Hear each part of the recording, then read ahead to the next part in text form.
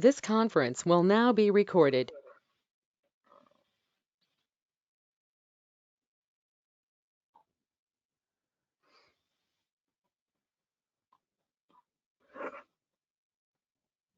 This conference will now be recorded.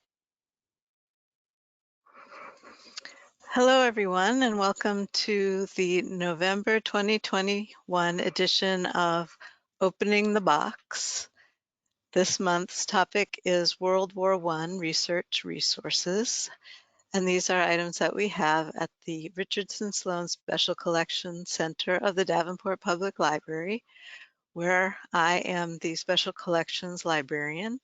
My name is Katie Reinhardt, and I'll be discussing some of these resources with you today.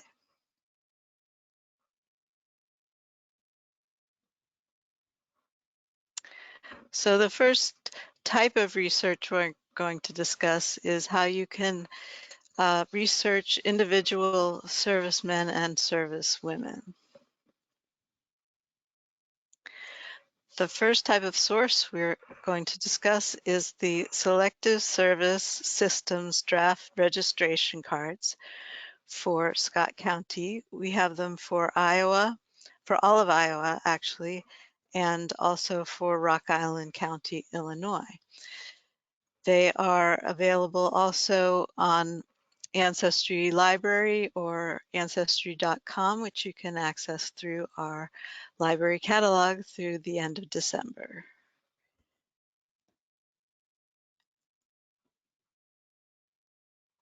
This first example is Emmanuel Lucas.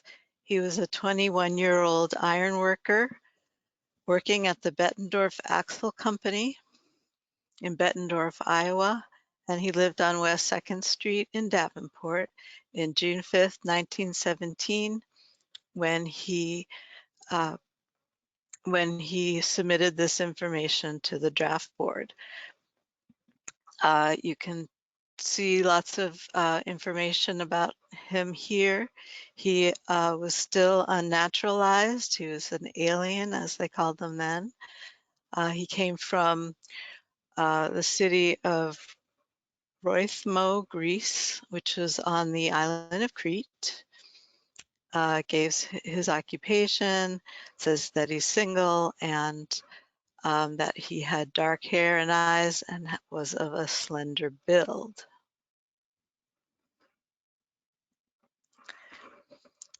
And here's another example from the following year, 1918. This is Ingward Petersen, who lived on Brown Street in Davenport. He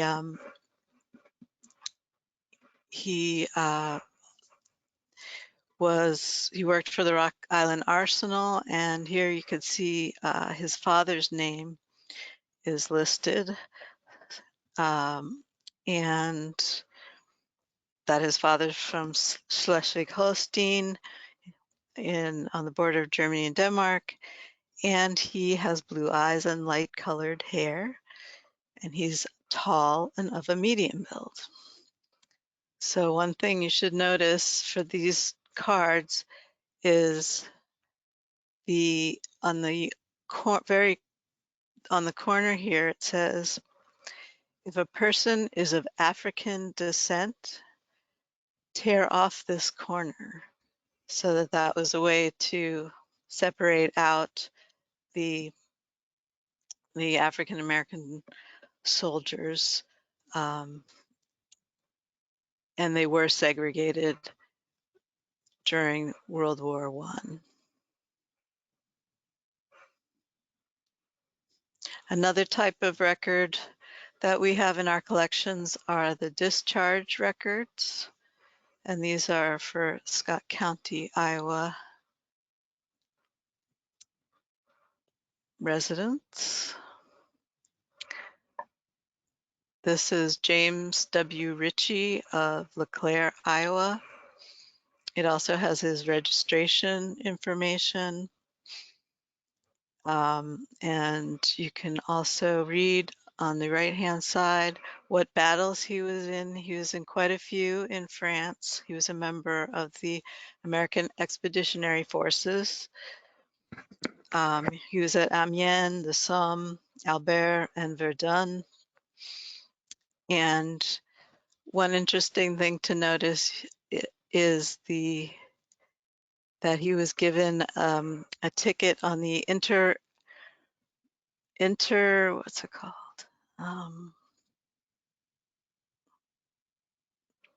The interurban railway from Fort Dodge in Des Moines back to Davenport. So that was an Army registration, an Army discharge. Here's another Army discharge, this time for a woman who was a nurse. Her name was Ida Mae Rice, and before she was discharged, she was actually married in Davenport to a Mr. Hawley. So you could see that she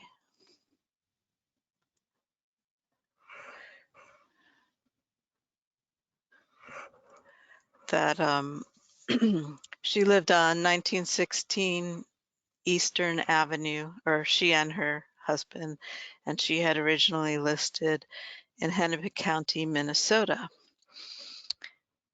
We also have discharges from the Navy, such as this is for Alva Abrams. He was a fireman 3rd class, discharged from the U.S. Naval Hospital in New York.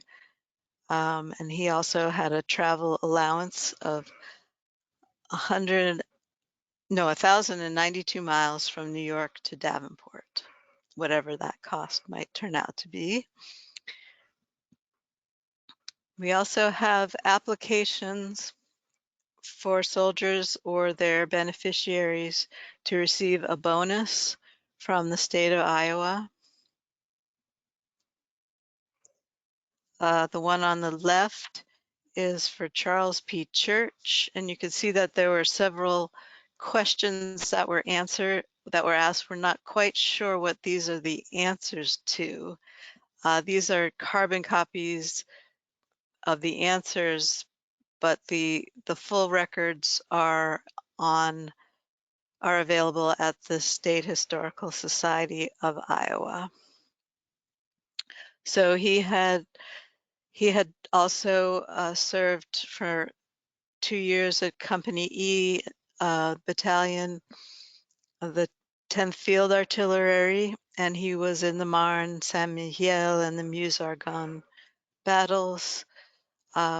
We also know that he worked for Carlin Brothers of Davenport, and at the time that this application was filled out, he was living in Peoria, Illinois. The one on the right is for Adolf Cowizel. He was a private in Battery D of the 305th in the 77th Division. Gives the names of the training camps, the ships he took over to France and back, that he was in the Aisne and the Baccarat sectors. But we don't know, for example, as much as the information as we have from Charles Church's record, and we don't know the relationship between the Gus and Arthur Levitzow, the farmers who also lived on rural Route 2 at that time. So again, more information would be at the state, but this is a good place to start. We also have records in our manuscript collections. These are actually the papers of Ingward Petersen. So we can talk about in more detail with some of the records that he left. These are a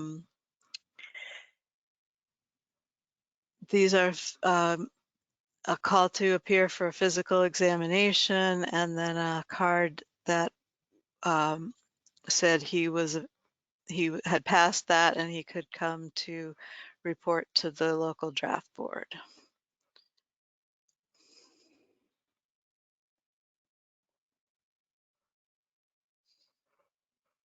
And this is, sorry, and he did he was appointed as from this document as a assistant leader and special police officer of the contingent of drafted men for the Davenport draft board that were traveling from the city to Camp Dodge in Des Moines. So he had authority to order about all of the recruits on their way.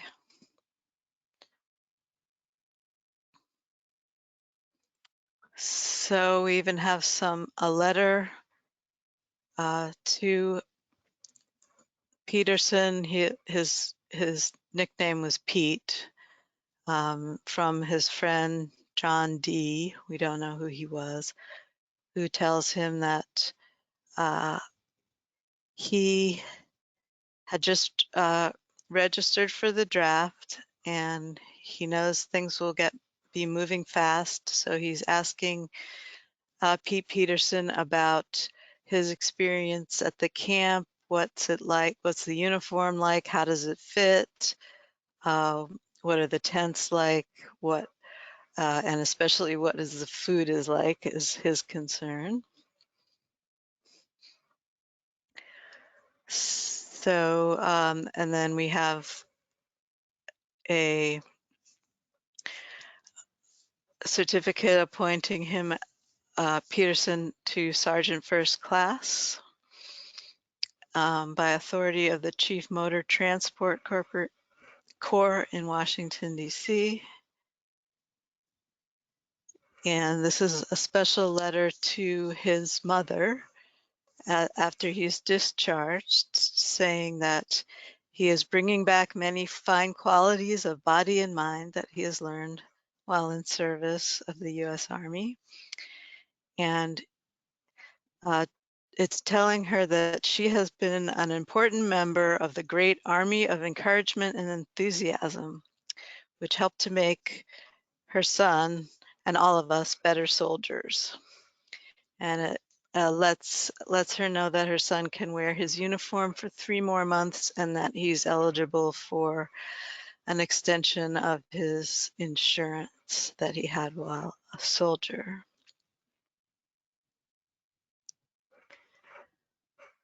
So another collection we have is images from the J.B. Hostetler Portrait Studio of soldiers. And here's a few. The first one is this Arthur Homer Lake. Oops, what did I do?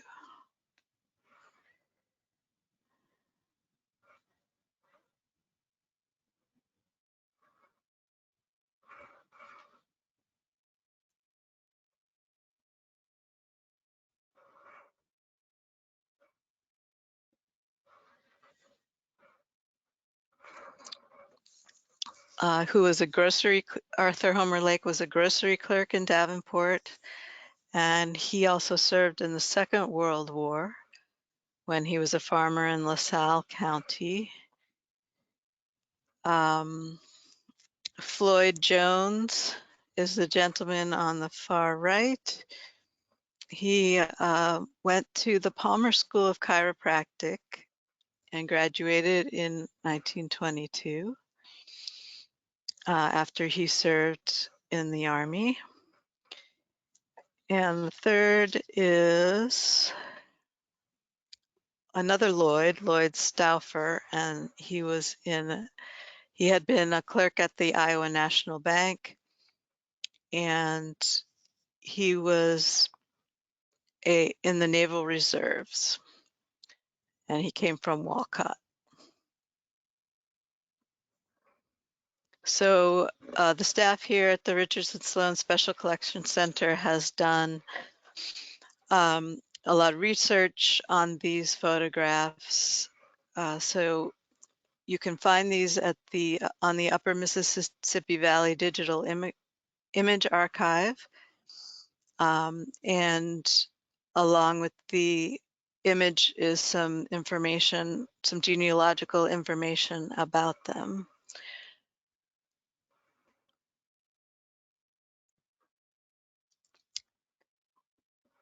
So we also have in our archives and manuscript collection a scrapbook kept by an unknown individual during the time of the war. Here's a page open. She collected newspaper clippings. We believe it's a she. And anything to do with especially bluegrass or buffalo soldiers, but also Scott County in general, and certainly the city of Davenport. You can see that lots of different kinds of things could be found in the newspapers. The soldiers, the newspapers would sometimes publish the letters that their soldiers wrote home. There's a poem written in memory of someone who had been killed in the war. And, you know, notices about individual service people.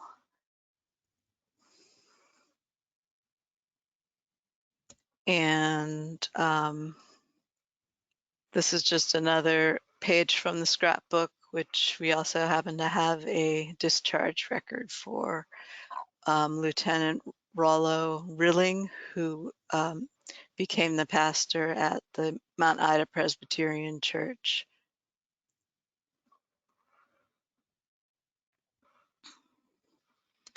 So because of the 100-year anniversary of the entry of the United States into the First World War, we here at the center did a lot of collecting newspaper clippings to write blog posts. We did a whole series of blog posts. Also, we were helping the local cemeteries figure out which World War I soldiers were buried there, and so we have collected different groupings of newspaper clippings that anyone is welcome to come in and use. So one of the blogs that I wrote was about the Bush brothers,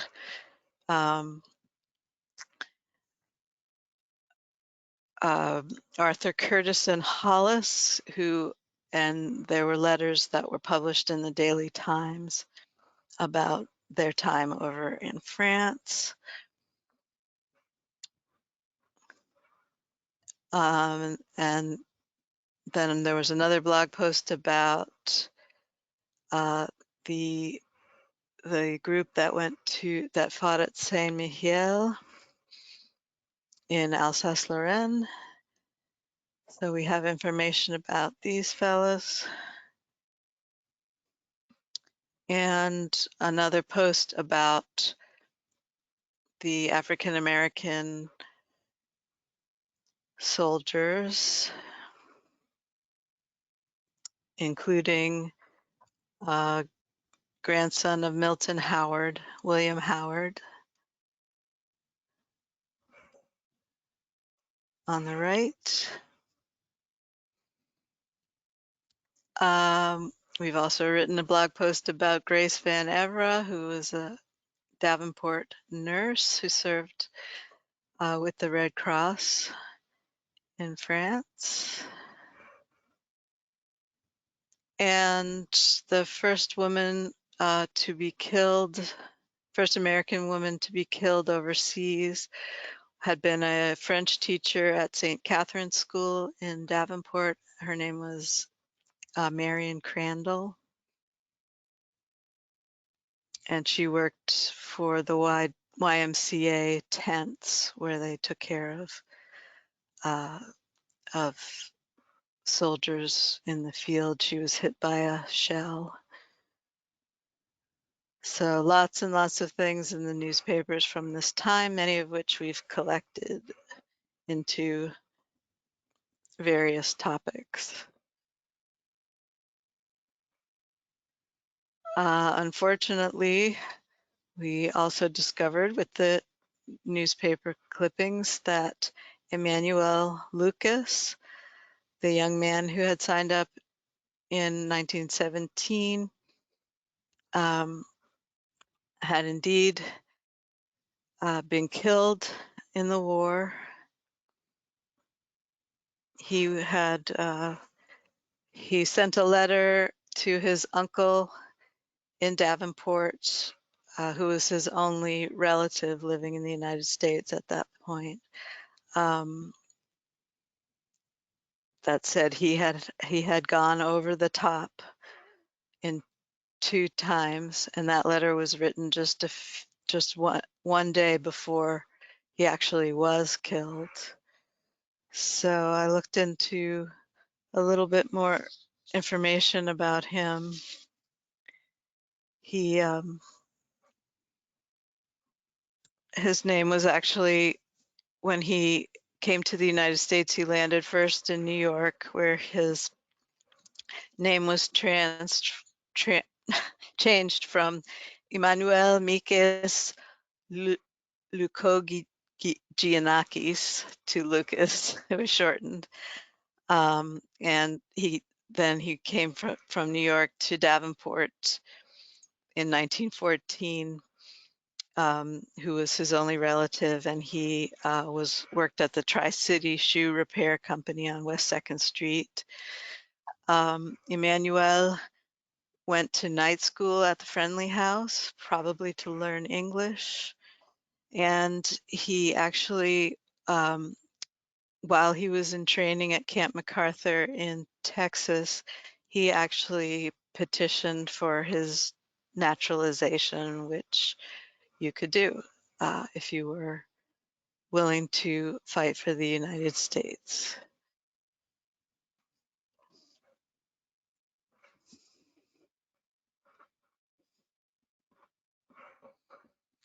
And then there is also a publication in our collection, Soldiers of the Great War. And that has portraits of those who gave their lives in service during the war. So here's a page that includes some Davenport men.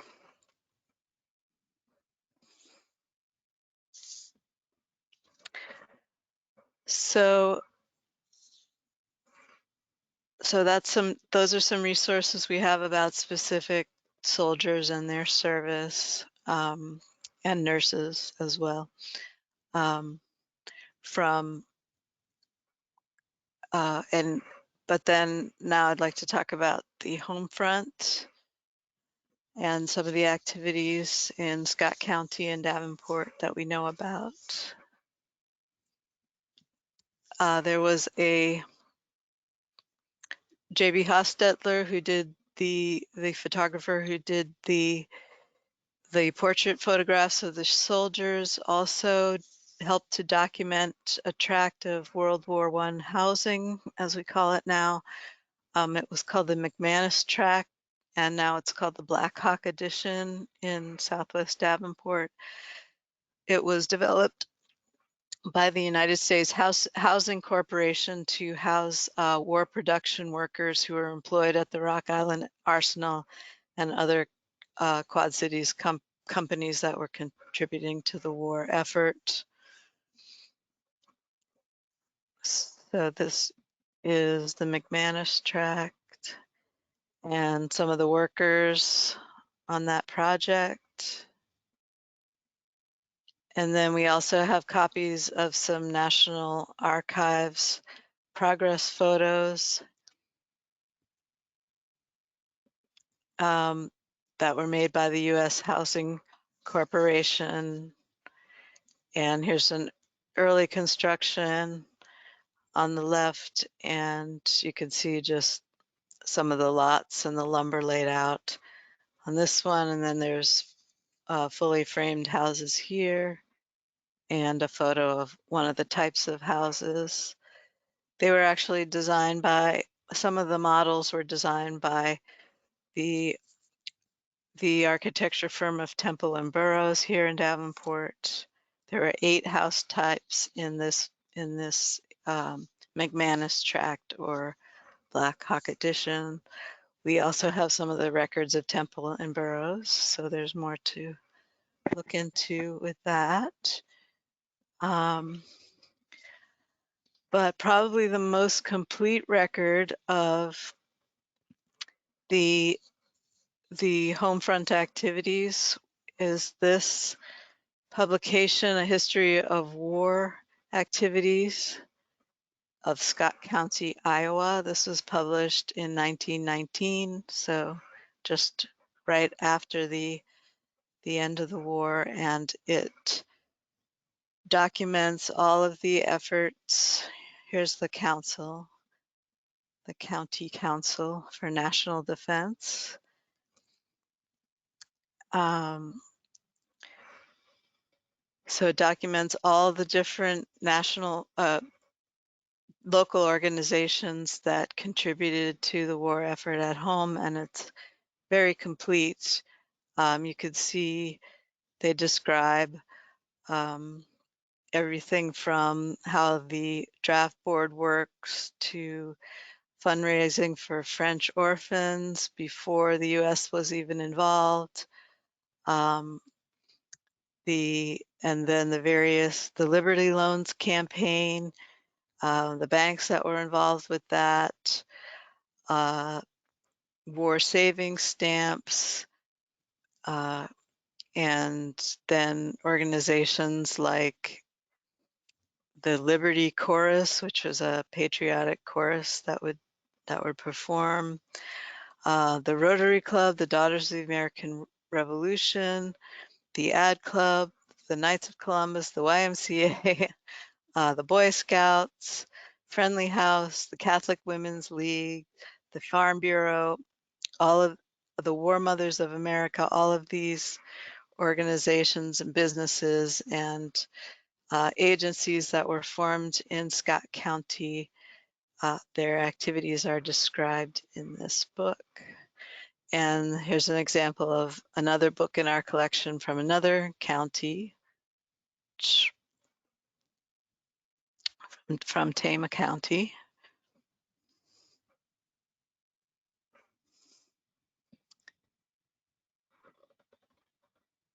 And then, of course, the newspapers also tell of the various Davenporters who assisted in fundraising. And this is Elizabeth Putnam, tells of her life at a YMCA hut in Upton, New York.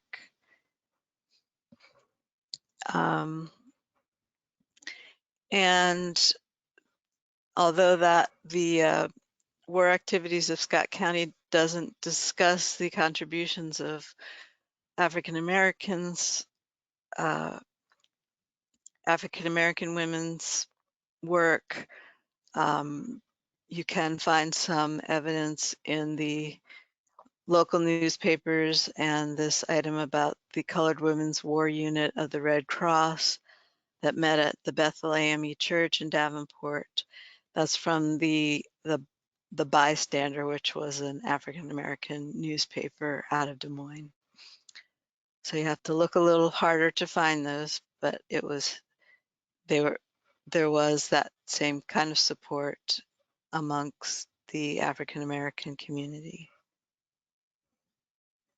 So one of the organizations that is described, their activities are described in the History of War Activities publication, is the Davenport Women's Club, and we actually have their records, and we have this typescript of the contribution that they actually made to the book that describes how they did knitting for the cause. says, no meetings that were held at which there were not many, many knitters among the audience. Women were even knitting in streetcars to and from the meetings. So they did a lot of education amongst themselves about conserving food, about and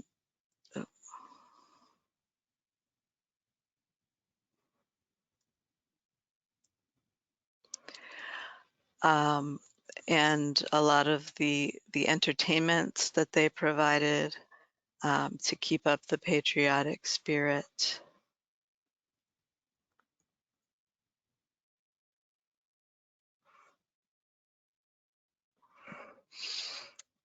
And then Alice French was also very involved here in Davenport.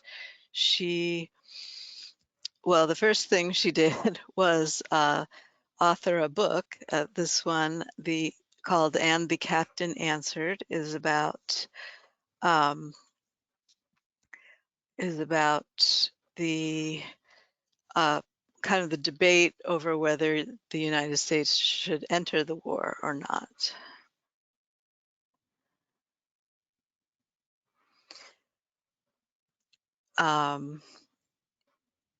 And she has one character that doesn't want her son to join because she doesn't want him to be killed, and another who says, "You'll regret it if your son isn't able to advance the cause of democracy." So that was published in 1917, but soon after, she actually became very involved in the war effort. She helped to form the War Mothers of America in Scott County. She was part of the Scott County chapter of the American Red Cross, and she worked for the Women's Committee of the Council of National Defense at the state level, and she was in charge of the Committee on Patriotic Meetings, and she was also part of the Colonial Dames and worked together with the DAR to present, again, patriotic meetings, patriotic speakers, and she also had an alliance with someone from Davenport who was uh, a newspaper editor at one of the German papers, and he helped to do presentations in German for Iowans who spoke German.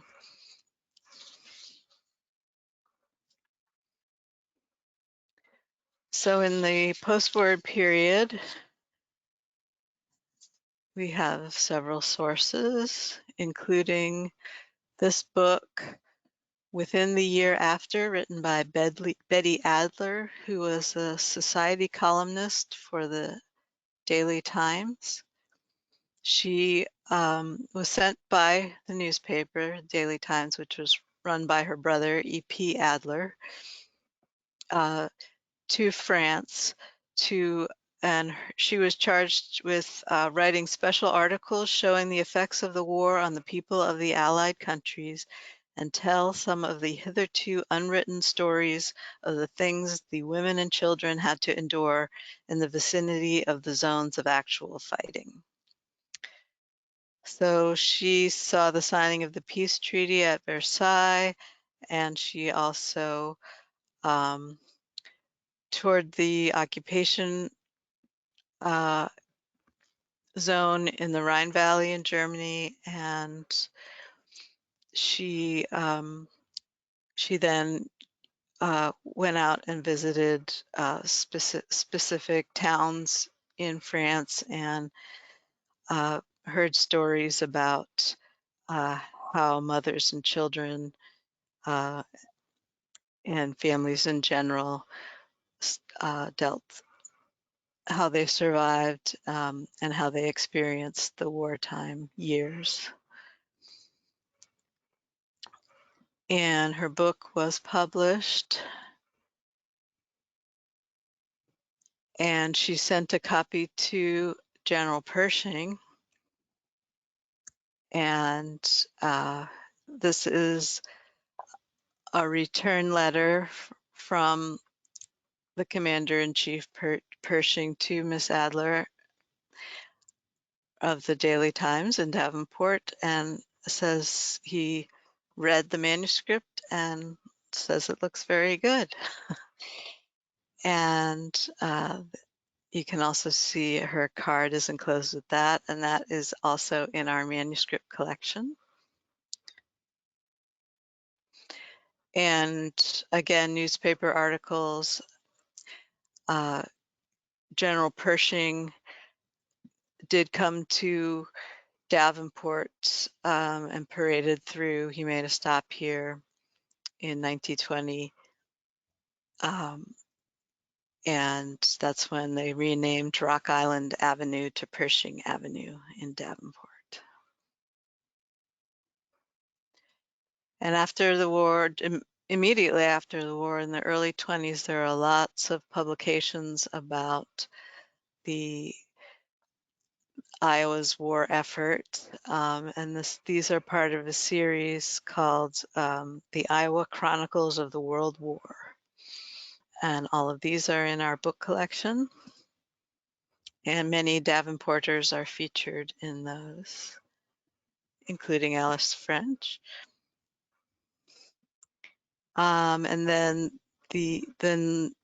there was also the publication of several books about the different units. And this one we have a photocopy of in our collection, and it discusses the sinking of the HMS Otranto, which was an event that in which some of the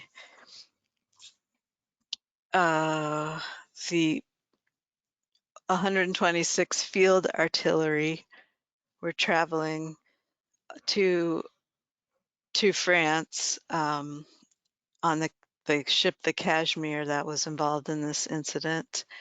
And the batteries B and D of that unit were men from Davenport and Scott County. Back to Ingward Petersen, or Pete Petersen. After the war, soldiers could get a tax exemption on on their property, and this describes his Davenport property.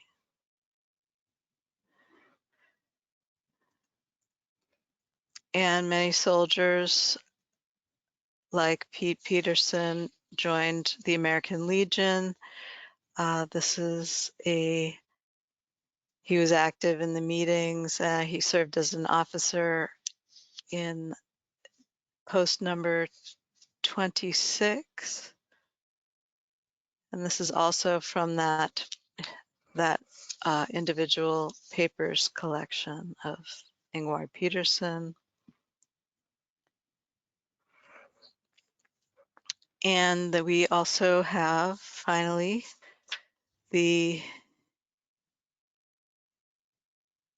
records of the American Legion Post's Women's Auxiliary from Davenport, Post 26.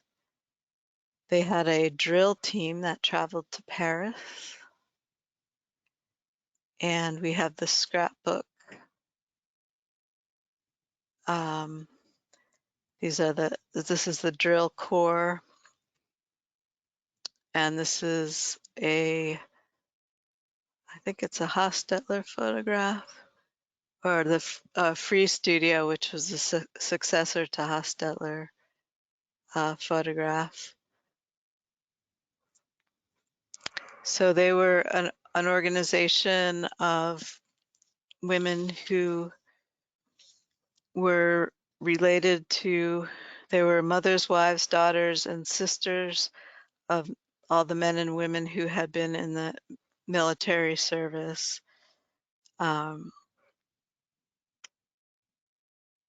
and they were a service organization, a patriotic organization.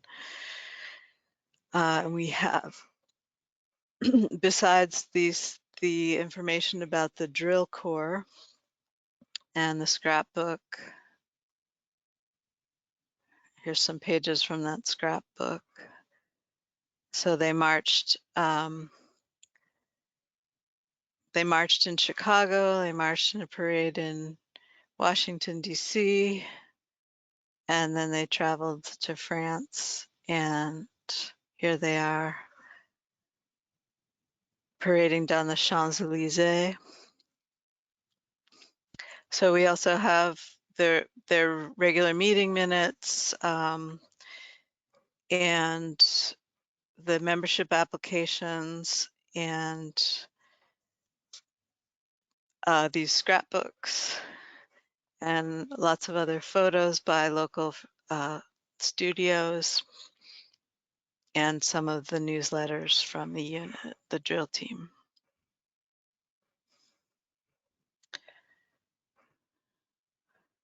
So if there's no questions, I'll just say thank you and let you know that we have several ways to contact us here at the Richardson-Sloane Special Collections Center for information about resources on World War I, and many, many other local history topics. Again, I'm Katie Reinhardt, and again, I thank you.